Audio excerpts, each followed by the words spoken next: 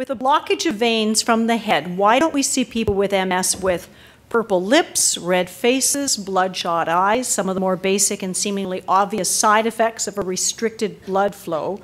And then he adds, to my knowledge, MS is still considered a neurological disease. How does this relate? If CCSVI is proven, will this change the classification of multiple sclerosis or perhaps broaden it? Dr. Murray. Well, there are two very interesting questions here. We don't know why patients, if they have obstruction in their neck veins that is substantial and producing something like MS perhaps, why patients don't get other symptoms from obstruction to veins. But we apparently don't. And also, why is it that normal people can have obstruction and have no symptoms or evidence of MS? So I'm not sure why there's no other symptoms or problems from this, but there isn't. But there is something interesting about some of the patients who have had the vein blockage undone. And some of them said they could tell that it was helpful because they felt that their hands and feet got warmer. Well, that's interesting, but it's hard anatomically to figure out how that works. Why an obstruction from veins coming from your brain would make your hands and feet warmer. But it is something that they did mention.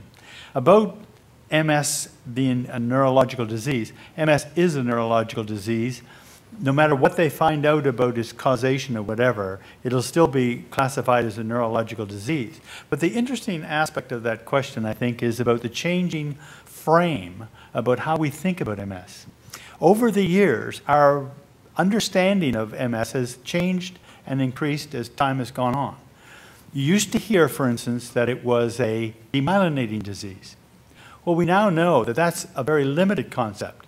It's not just the myelin, it's the axons that are perhaps even more important. So it's not just a demyelinating disease. So our thinking about that has changed. We talked about it as being a white matter disease that occurs within the white matter of the nervous system. We now know that, in fact, it involves the gray matter just as much as the white. You just don't see it. When you do an MRI, you don't see any changes in the gray matter. And so, but that's very important because it produces a lot of the problems that occur in MS. And so there's a great interest now in looking at the gray matter in MS. So our concepts are changing. Not that it changes from being a neurological disease, but the way we think of and understand the disease has changed. And that may be one of the things that this whole discussion has assisted, and that is it's making us question whether or not we should think of this disease in another way.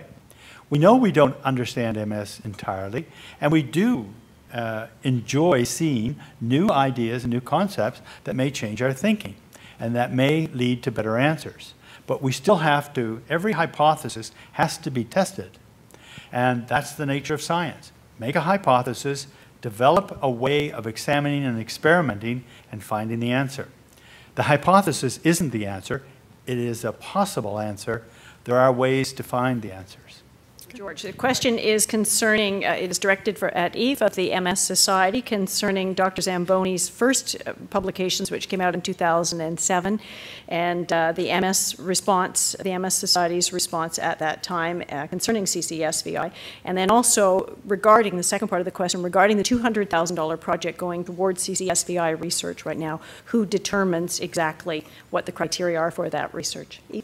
To the first question, the MS Society has actually, through its website mainly, had information about CCSVI, including before CTV and the Globe and Mail brought this story to the major media in November.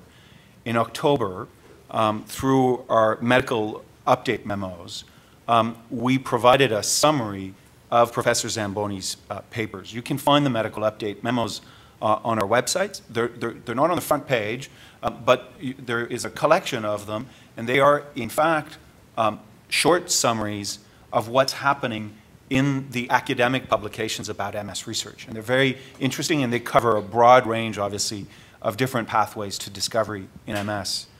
There has been, since November, a lot of information about CCSVI, again, through our website. And the MS Society, through its 120 chapters across the country, have done information sessions. Our provincial divisions have also done information sessions.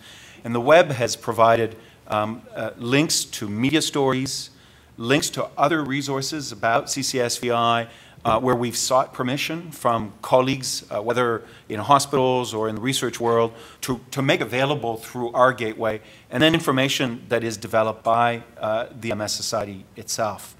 I think the most useful piece of information is probably the series of frequently asked questions. And by the way, they continue to evolve and change as we receive questions from you through all channels. Without identifying those asking the questions, we develop answers that are easily available in English and French on our website. To the second question, and it's a very important one, about who makes the decision. Who makes the decision as to who gets funded. So the first step in that process is a process that is a process of peer review, which is that a group of experts in the field, numbering about 15, and in this context, for this competition, they've been gathered in the US, in Canada, and in Europe, who are not themselves applicants, and who are not in labs where their colleagues are applicants. They are completely without a conflict or without a personal interest in the results of the determination. And they give us of their time to actually review the proposals. And in this context, they're going to be interested in the hypothesis, whether it was clearly articulated, whether the team and the resources that have been proposed is actually appropriate to answer the hypothesis, and whether, in fact, the study does have relevance to MS. We're interested in the connection between CCSVI and MS. We've established some criteria. For instance, we want to make sure that in all of the studies there are experts in imaging because of the discussion that we've just had, and neurologists that are connected to the projects, but the projects can involve teams of researchers in different areas. That panel will make recommendations based on that peer review, using, by the way, a system that is very, very robust because it's used by governments, foundations, and health charities such as ours worldwide. This is a very, very common approach to making decisions about funding good science. And those recommendations will then be brought forward to the board of the MS Society of Canada, which is made up of volunteers. It's made up of people who have MS and people who have loved ones who have MS, who give of their time to provide really the last stage of oversight. And with the Medical Advisory Committee that advises the board, their concern at the final stage will be to make sure that the process was honored at every stage. They're meeting in the first 10 days of June, and it's at that time that they will make the final decision, and those will be communicated in mid-June.